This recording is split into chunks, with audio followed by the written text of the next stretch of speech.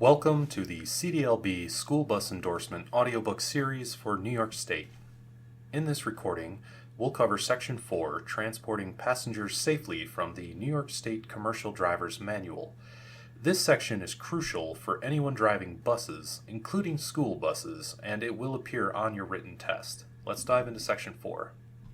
Section 4, Transporting Passengers Safely. This section covers when the passenger endorsement is required, vehicle inspection, loading and trip start, on the road, after trip vehicle inspection, prohibited practices, use of brake door interlocks. 4.1. When the passenger endorsement is required. You must have a commercial driver license, CDL, with a passenger P endorsement if you plan to drive a vehicle designed to transport 15 or more adult passengers, excluding the driver, or defined as a bus under Article 19A, Section 509A of the New York State Vehicle and Traffic Law, or VTL, or with a gross vehicle weight or gross vehicle weight rating of more than 26,000 pounds, which is designed to transport passengers in commerce, that has been altered, commonly referred to as a stretch limousine, that has been modified to carry 9 or more passengers, including the driver. If you plan to transport students between their home bus stop and school in a school bus that has a gross vehicle weight rating, or GVWR, of 26,001 pounds or more, or is designed to transport 15 or more adult passengers, excluding the driver, you must also have a school bus S endorsement. See Section 10, School Bus. You do not need a CDL or passenger endorsement if you plan to transport only members of your family, only for non-commercial purposes. To get the passenger endorsement, you must pass a knowledge test on Sections 2 and 4 of this manual. If your bus has air brakes, you must also pass a knowledge test on Section 5. You must also pass the skills test required for the class of your vehicle you drive. 4.2. Vehicle inspection. Before driving your bus, you must be sure it is safe. You must review the inspection report made by the previous driver. Only if defects reported earlier have been certified as repaired or not needed to be repaired should you sign the previous driver's report. This is your certification that the defects reported earlier have been fixed. 4.2.1. Vehicle systems. Make sure these things are in good working order before driving.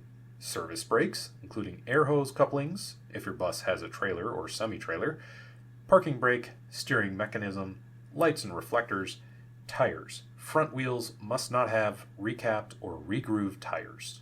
Horn, windshield wiper or wipers, rear vision mirror or mirrors, coupling devices if present, wheels and rims, emergency equipment required by law, fire extinguisher, emergency reflectors, spare electrical fuses unless equipped with circuit breakers.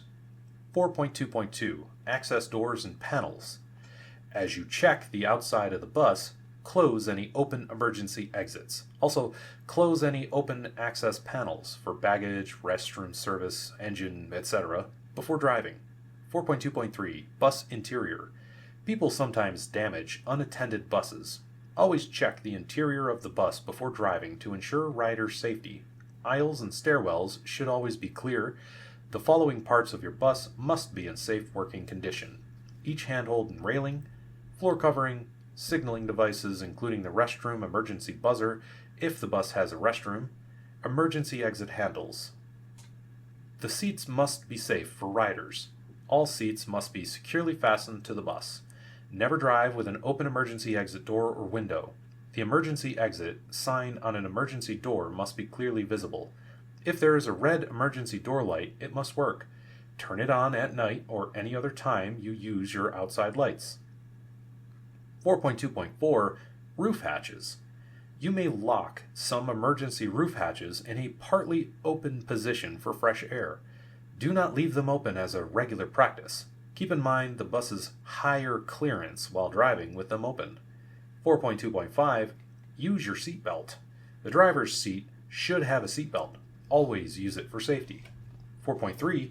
Loading and trip start. Do not allow riders to leave carry-on baggage in a doorway or aisle. There should be nothing in the aisle that might trip other riders. Secure baggage and freight in ways that avoid damage and allow the driver to move freely and easily.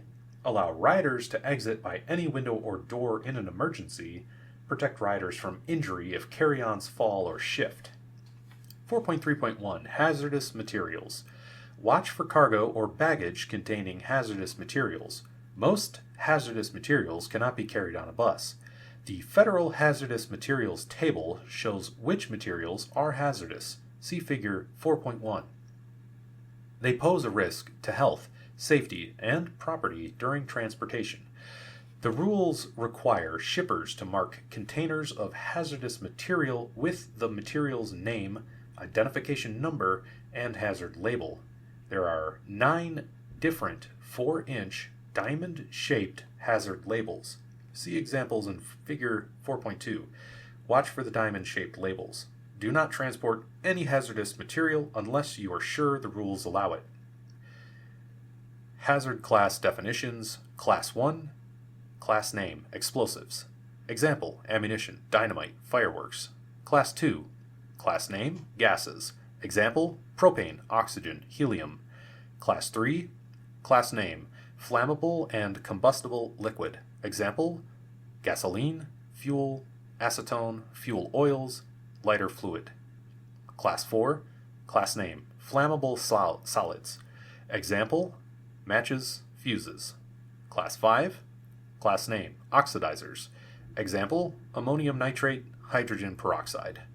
Class 6, class name, poisons.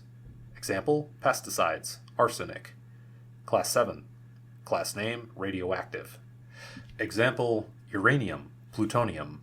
Class 8, class name, corrosives. Example, hydrochloric acid, battery acid. Class 9, class name, miscellaneous hazardous materials. Example, formaldehyde, asbestos. Class none. Class name, ORM-D, other regulated material, domestic. Example, hairspray or charcoal. 4.3.2 Forbidden hazardous materials. Buses may carry small arms ammunition labeled ORM-D, emergency hospital supplies, and drugs. You can carry small amounts of some other hazardous materials if the shipper cannot send them any other way. Buses must never carry Division 2.3 poison gases, liquid Class 6 poison, tear gas, irritating material, more than 100 pounds of solid Class 6 poisons, explosives in the space occupied by people except small arms ammunition, labeled radioactive materials in the space occupied by people, more than 500 pounds total of allowed hazardous materials, and no more than 100 pounds of any one class. Riders sometimes board a bus with an unlabeled hazardous material. Do not allow riders to carry on common hazards such as car batteries or gasoline. 4.3.3 Standee line. No rider may stand forward of the rear of the driver's seat. Buses designed to allow standing must have a 2-inch line on the floor or some other means of showing riders where they cannot stand. This is called the standee line. All standing riders must stay behind it. 4.3.4 At your destination. When arriving at the destination or intermediate stops, announce the location, reason for stopping, next departure time, bus number. Remind riders to take carry-ons with them if they get off the bus. If the aisle is on a lower level than the seats, remind riders of the step down. It is best to tell them before coming to a complete stop. Charter bus drivers should not allow riders on the bus until departure time. This will help prevent theft or vandalism of the bus. 4.4 On the road. 4.4.1 Passenger supervision. Many charter and intercity carriers have passenger comfort and safety rules. Mention rules about smoking, drinking, or use of radio and tape players at the start of the trip. Explaining the rules at the start will help to avoid trouble later on. While driving, scan the interior of your bus as well as the road ahead, to the sides, and to the rear. You may have to remind riders about rules or to keep arms and heads inside the bus. 4.4.2 At stops.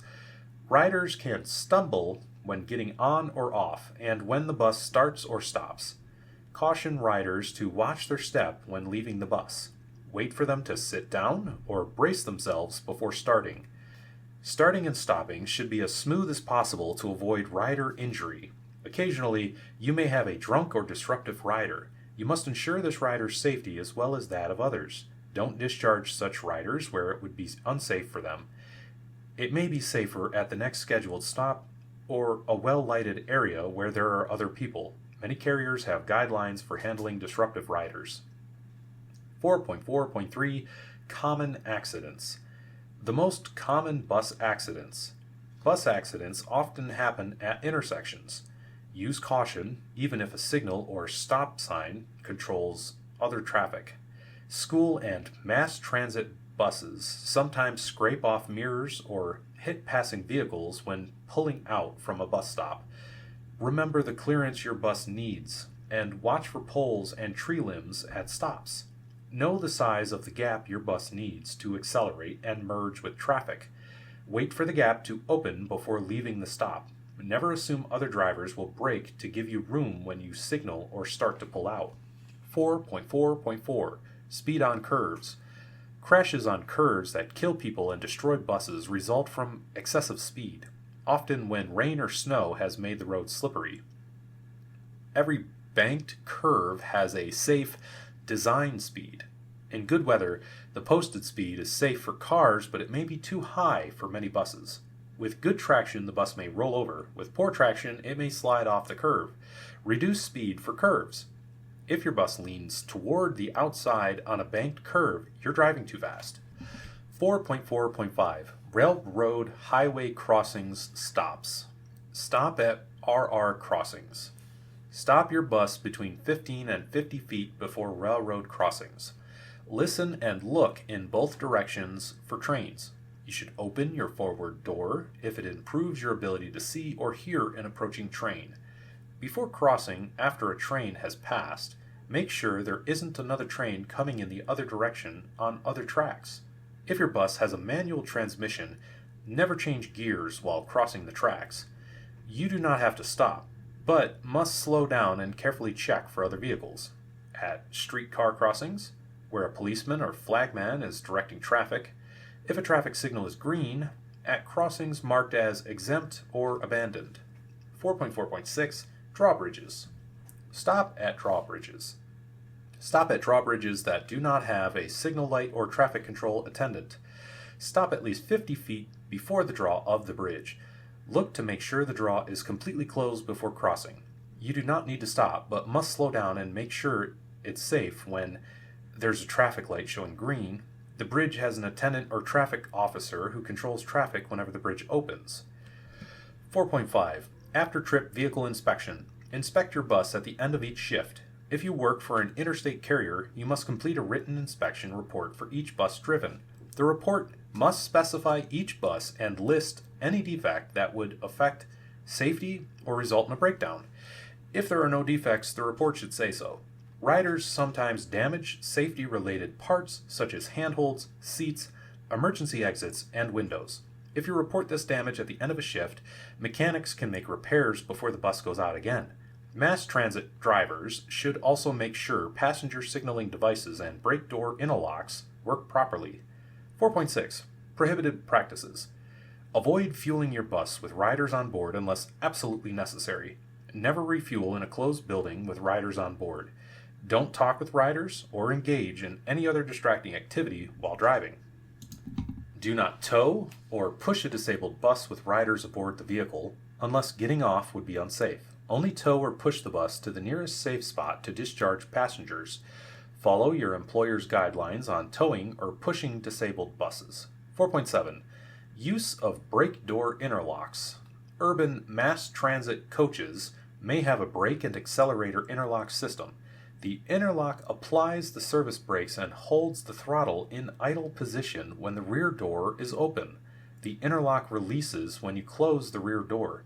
Do not use this safety feature in place of the parking brake. Section 4. Test your knowledge. Question 1. Name some things to check in the interior of a bus during a pre-trip inspection. Question 2. What are some hazardous materials you can transport by bus? Question 3. What are some hazardous materials you can't transport by bus? Question 4. What is a standee line? Question 5. Does it matter where you make a disruptive passenger get off of the bus? Question 6. How far from a railroad crossing should you stop? Question 7. When must you stop before crossing a drawbridge? Question 8. Describe from memory the prohibited practices listed in the manual.